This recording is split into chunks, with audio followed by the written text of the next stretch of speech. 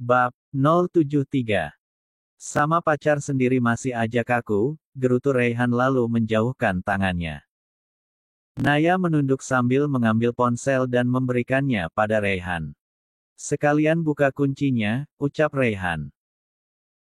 Tangan Naya menurut lalu membuka kunci di ponselnya dan kini ponselnya sudah berpindah tangan pada lelaki yang duduk di pojok sofa menyilangkan kaki dengan mata yang menatap layar ponsel milik Naya memeriksa apa saja yang ada di sana dan yang membuat Naya tertawa seperti tadi. Melihat Raihan sibuk mengecek ponselnya, mata Naya beralih melihat ponsel milik lelaki di pojok sana ada di dalam genggaman membuat ia berniatan untuk ikut melakukan hal yang sama seperti yang Raihan lakukan terhadap ponsel miliknya. Naya lalu menyalakan ponsel dan mengernyitkan kening saat tahu layar ponsel terkunci dan ia tak tahu kata sandi apa yang digunakan oleh Raihan untuk membuka kunci ponselnya. Wanita itu menatap Raihan ragu dan memberanikan diri untuk memanggil Raihan agar memberitahukan kata sandi untuk membuka ponselnya. "Ray," katanya pelan dan sedikit takut. Tanpa melihat wanita yang memanggilnya karena matanya masih sibuk berselancar di layar ponsel milik Naya. "HP kamu dikunci," kata Naya. "Ya emang dikunci," menjawab begitu santainya. "Buka dong. Kan kamu yang suruh aku lihat-lihat HP kamu," tukas Naya menyodorkan ponsel agar lelaki itu membuka layar ponsel yang terkunci. Raihan mengalihkan matanya dari ponsel Naya lalu melihat Naya yang juga tengah menunggunya membukakan ponselnya. "Kok pakai minta dibuka kuncinya?" malah bertanya pada Naya. "Loh kan tadi kamu sendiri yang kasih izin aku buat lihat-lihat HP kamu," ujar Naya dengan tangan yang masih menyodorkan ponsel milik Raihan berharap lelaki itu menuruti permintaannya. "Kan aku izinin buat lihat-lihat doang, dilihat luarnya aja juga kan bisa," sahut Raihan. Naya menganga mendengar jawaban Raihan, betapa penuh tipu muslihatnya lelaki di hadapannya ini hingga ia begitu mudahnya terjebak. Sekejap Naya merasa bodoh karena begitu mudah dikelabui oleh Raihan, atau memang lelaki di hadapannya itu yang tingkat kelicikannya sudah di atas profesional, entahlah yang jelas sekarang Naya mulai kesal dan hendak mengambil kembali ponselnya dari tangan Raihan. Naya meletakkan ponsel Raihan di atas meja lalu beranjak mendekati Raihan yang tengah menggoyangkan kaki seraya tatapannya lurus pada layar ponsel. Tangan Naya bergerak cepat hendak meraih ponselnya, tapi apa daya gerakan Raihan ternyata jauh lebih gesit hingga lelaki itu dengan cepat menghindar begitu ia sadar Naya sudah ada di dekatnya dan menjulurkan tangan ke arah ponsel, begitu tangkasnya ia bergerak menyembunyikan benda pipi itu di balik tubuhnya. Bukannya mendapatkan apa yang ia mau, Naya malah tersungkur di atas pangkuan dengan wajah menghadap sofa. Raihan yang malah dengan santai kembali melanjutkan acara geledah ponsel yang terganggu, membiarkan tubuh Naya berada di pangkuannya bahkan sebelah tangannya ia gunakan untuk memegangi pinggang wanita itu agar tak bisa kemana-mana. Degupan jantung Naya sudah tak bisa dikendalikan menghadapi situasi aneh yang tak pernah ia alami sebelumnya. Keringat dingin yang tadi hilang kini kembali muncul seiring dengan tangan Raihan yang memegang erat pinggangnya membuat ia semakin menyembunyikan wajahnya di sofa empuk di dekat paha sang lelaki. "Napasnya nggak usah boros-boros, sisahin buat besok," ucap Raihan yang melihat punggung Naya bergerak cepat karena tarikan napasnya yang panjang dan seolah tanpa jeda. Malu mendengar perkataan Raihan membuat Naya malah menahan napasnya bahkan tak mengeluarkan napas sedikitpun. "Kalau mau mati jangan di sini, kamu mau bikin aku trending di koran bisnis," kata Raihan sadis membuat Naya jadi serba salah harus bertindak bagaimana. Naya lalu bangun ketika Raihan menarik tangannya lalu mengembalikan ponsel miliknya.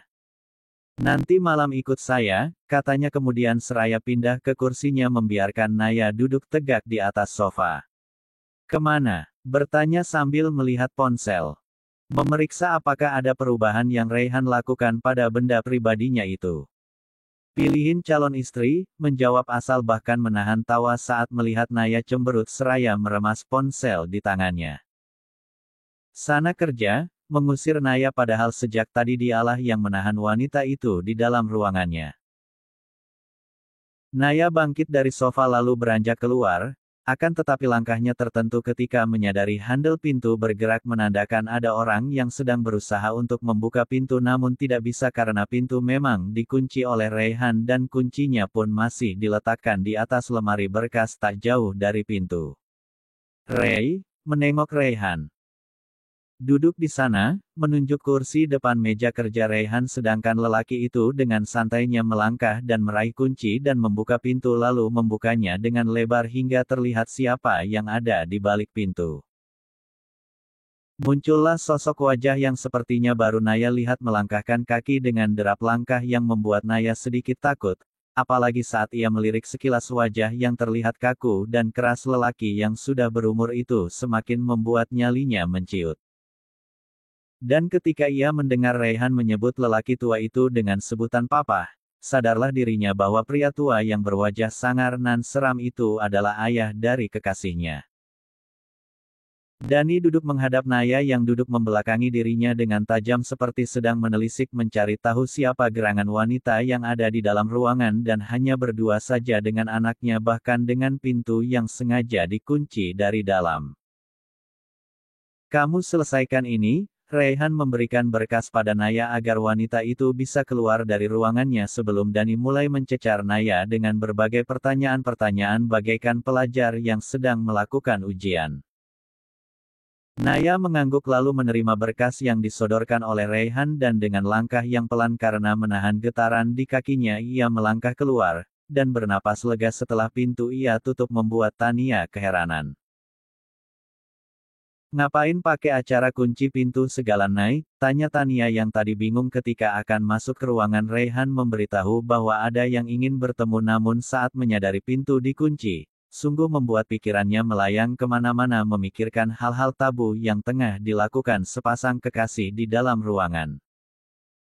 Naya menggaruk kepalanya, tak tahu bagaimana harus menjelaskan pada Tania tentang apa yang terjadi selama dirinya ada di dalam ruangan bersama Raihan. Karena kebingungan bagaimana menjelaskan pada Tania, akhirnya Naya pergi begitu saja membiarkan Tania dengan 1000 dugaan yang ada di dalam kepalanya karena yang terpenting sekarang adalah ia berhasil lolos dari sarang binatang buas yang bisa menerkam dirinya kapanpun. Di dalam ruangan Raihan dan Dani terlihat beradu argumen tak ada yang mau mengalah sedikitpun dan saling merasa dirinya benar. Terutama Dani yang kini semakin ngotot meminta Raihan untuk menikah dengan Eva anak tirinya sendiri, setelah melihat Naya di dalam ruangan terkunci bersama dengan anaknya. Ia bukan pria tua bodoh yang tak bisa menyadari hubungan apa yang tengah terjalin antara anaknya dengan wanita yang ia tahu adalah karyawan anaknya sendiri dari It-Cart yang tersemat di baju Naya. Raihan bukan anak kecil yang hidupnya harus papa atur sedemikian rupa. Raihan terus menolak permintaan Dani yang baginya seperti sebuah lelucon yang tak lucu. Kamu memang bukan anak kecil lagi, kamu pria dewasa dan harus segera menikah, ucap Dani tegas. Tenang aja Raihan juga pasti nikah, papa nggak usah pusing mikirin Raihan. Toh dulu juga papa nggak pusing kok waktu ninggalin Raihan sama mama demi si perempuan nggak jelas, ucap Raihan sengit dan tajam. Jangan kurang ajar kamu, membentak Raihan karena mengatakan istrinya adalah wanita tak jelas. Raihan mendengus sebal. Wanita seperti tadi yang mau kamu jadikan istri. Berkata sinis yang ditujukan untuk Naya. Maksud wanita seperti tadi itu apa? Tanya Raihan seraya menatap tajam papahnya. Dani memicingkan mata mendengar pertanyaan Raihan yang tidak suka dengan pernyataannya. Dia tidak selevel dengan kita, lebih baik kamu menikah dengan Eva, ucap Dani. Raihan mencibir, lebih baik tidak selevel daripada keturunan perempuan gak benar, perebut suami orang. Ucap Raihan tajam. Udahlah papa nggak usah ikut campur urusan Raihan, semua yang Raihan lakuin gak ada urusan sama papa.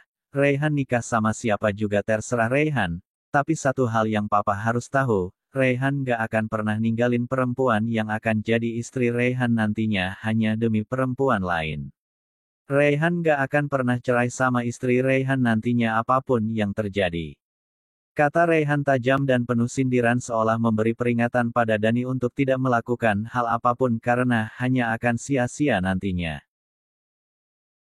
Dani sedikit tersinggung dengan perkataan pedas dari putranya itu, sebab dulu ia meninggalkan Raihan dan mamahnya demi wanita lain yang sekarang menjadi istrinya dan membuat mendiang istrinya harus membanting tulang untuk mencukupi semua keperluan Raihan, karena tak diberikan sepeser uang pun oleh Dani ketika ditinggalkan. Raihan bergerak membuka pintu dan tanpa kata ia meminta papahnya itu untuk keluar dari dalam ruangannya. Pria tua itu melangkah keluar dengan langkah menghentak kencang, dan berhenti di depan Raihan lalu menatapnya tajam dengan mata yang dipenuhi kobaran emosi membara terhadap putra satu-satunya yang kini begitu membenci dirinya. Raihan mengalihkan matanya ke arah lain, terlihat sudah sangat malas meladeni Dani yang terus memaksanya menikah dengan anak tirinya yang sama sekali tidak ia sukai itu. Bagaimana ia bisa suka sedangkan ibunya saja sudah merebut suami dari mamahnya sendiri. Raihan menutup pintu dengan kencang, dan lagi-lagi perbuatannya itu membuat Tania terlonjak kaget seraya mengelus dadanya menenangkan jantungnya yang seakan mau loncat. Ya Allah! Tolong kirimkanlah orang yang bisa membuat atasan saya jinak, karena jika begini terus jantung saya lama-lama bisa pindah tempat ya Allah. Jika punya atasan macam singa liar begini, Tania menadahkan tangan berkata lirih mengadu pada sang pencipta semesta dengan memejamkan matanya. Tania tak sadar Johan yang baru datang mendengar semua ucapannya lalu memamerkan senyum misterius ketika Tania membuka mata dan menutup mulutnya karena yakin pasti Johan mendengar apa yang ia ucapkan barusan. Jangan diaduin ya Pak, memohon dengan wajah memelas sebab ia tahu apa yang akan terjadi pada dirinya jika Johan sampai mengadukan apa yang ia ucapkan tadi. Johan malah terkekeh menyaksikan wajah Tania sudah pucat dan takut. Johan malah makin tertawa lebar ketika bibir Tania bergetar seperti menahan tangis. Saking takutnya akan dipecat oleh Raihan karena ia tahu betapa sulitnya mencari pekerjaan di Jakarta sekarang ini. Johan dengan tenang melanjutkan langkahnya dan hanya mengacungkan jempol tangan kanannya seiring tubuhnya yang menghilang masuk ke dalam ruangan Raihan. Tania bernapas lega lalu mengelus dadanya dan menghapus air mata ketakutannya.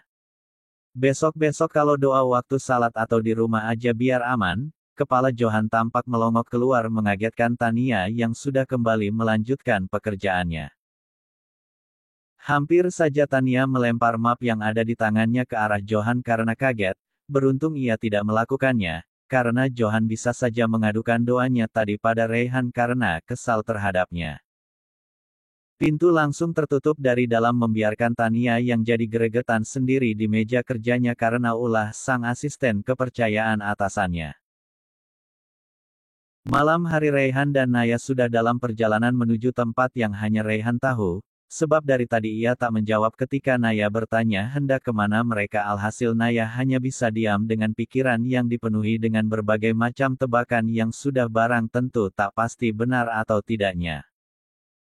Lelaki yang kini terlihat fokus pada jalanan di depannya hanya sesekali melirik dirinya tanpa mau memberitahu kemana tujuannya membawanya. Akhirnya mereka tiba juga di sebuah halaman besar dengan rumah mewah bak istana negeri dongeng dengan berbagai macam tanaman hias di taman yang langsung membuat Naya menggumamkan protesnya. Bilang aja mau ke rumah temen susah amat pakai rahasia-rahasiaan. Gumam Naya seraya membuka sabuk pengaman yang melingkar di pinggang. Raihan yang pastinya mendengar namun ia tak menggubris gumaman-gumaman yang melintas di telinga kirinya. Ia tampak sangat santai merapikan rambutnya yang sedikit berantakan seperti tak terganggu sedikitpun dengan celotehan wanita di sebelahnya. Raihan malah sengaja berlama-lama merapikan rambutnya dan menatap wajahnya di spion mobil sampai telinganya tak lagi mendengar omelan yang tadi berkumandang pelan, hening seolah ia hanya sendiri saja di dalam mobil berwarna hitamnya tanpa ditemani oleh siapapun. Raihan yang merasa heran lantas menolehkan kepalanya sedikit ke arah kursi sebelahnya yang diduduki oleh Naya. Ia menduga mungkin saja wanita itu tak sengaja ketiduran setelah menggerutu tak jelas sejak beberapa menit yang lalu dan kelelahan sendiri hingga membuatnya ngantuk. Dugaan Raihan yang mengira wanitanya tertidur ternyata salah besar, sebab setelah ia melihatnya, Naya tengah terbengong menatap ke arahnya dengan mulut yang sedikit terbuka, entah apa yang tengah ia perhatikan hingga membuat mimik wajahnya menjadi terlihat lucu bagi Raihan. Tak pernah sebelumnya ia melihat wajah wanita yang begitu lucu saat memperhatikan dirinya, sebab kebanyakan wanita yang melihatnya akan menunjukkan wajah secantik mungkin seperti tengah membuat Raihan menjadi terpesona dan terpikat hingga akan memuji sang wanita. Namun Naya berbeda, ia tak segan menunjukkan ekspresi wajah yang tak jarang seperti orang bodoh di depan Raihan hingga seorang laki-laki seperti Raihan yang terkesan angker sekalipun tak akan kuasa untuk menahan senyumnya. Seperti saat ini ketika ia matanya melihat ekspresi wajah Naya yang tak biasa ketika kedapatan memperhatikan dirinya dan wanita itu masih belum juga sadar bahwa lelaki yang sejak tadi ia perhatikan dengan mata teduhnya kini berbalik memperhatikan dirinya yang terbengong diam dengan bibir sedikit terbuka, bahkan sepertinya nyawa sang wanita sedang tak berada di tempat semestinya. Karena saat Raihan balik menatap pun Naya tak juga bergerak atau mencoba mengalihkan penglihatannya dari wajah lelakinya yang kini tersenyum senang seakan begitu bahagia melihat pemandangan langka, sebab sangat jarang ia mendapatkan apa yang kini terpampang di depan matanya. Seorang wanita dengan wajah yang sulit digambarkan tengah menatapnya, bahkan seperti patung bernapas karena hanya terdengar hembusan napas yang keluar dari hidungnya. Naya tak juga sadar membuat Raihan dengan jahilnya meniup tepat di depan mata Naya, membuat nyawa Naya yang sempat pergi berkelana kini kembali dengan cepat dan membuatnya refleks mengedipkan kelopak mata dengan cepat serta menggelengkan kepalanya seperti sedang berusaha untuk mengumpulkan kehidupan di dalam dirinya yang sempat mematung karena tak kuasa melihat betapa tampannya wajah sang lelaki ketika tengah merapikan rambut dengan sebelah tangannya. Sungguh ia tak sadar jika wajahnya mungkin terlihat begitu bodoh di depan Raihan.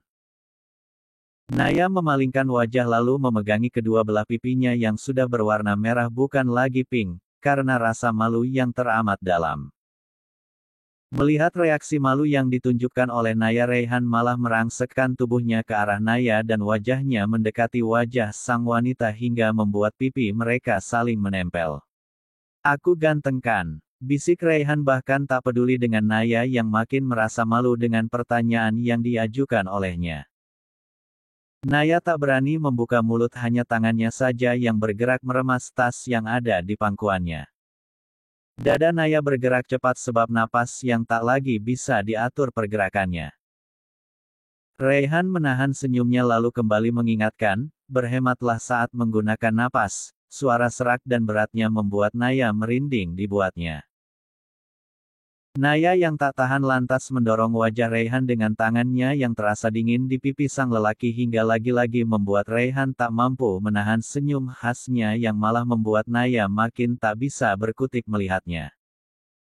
Setelah membuat Naya salah tingkah dengan perbuatannya, Raihan malah dengan entengnya keluar dari mobil seraya merapikan jas yang ia gunakan.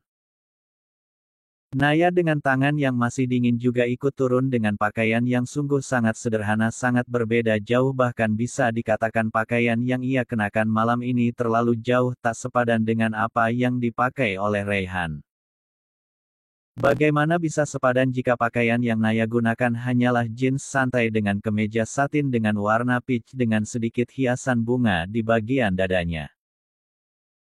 Sebenarnya saat Raihan datang menjemput dengan pakaian rapinya, wanita itu sudah siap untuk menggantinya dengan yang lebih baik. Namun pada kenyataannya Raihan justru melarang dan terkesan cuek dengan perbedaan yang sangat mencolok dari penampilan mereka.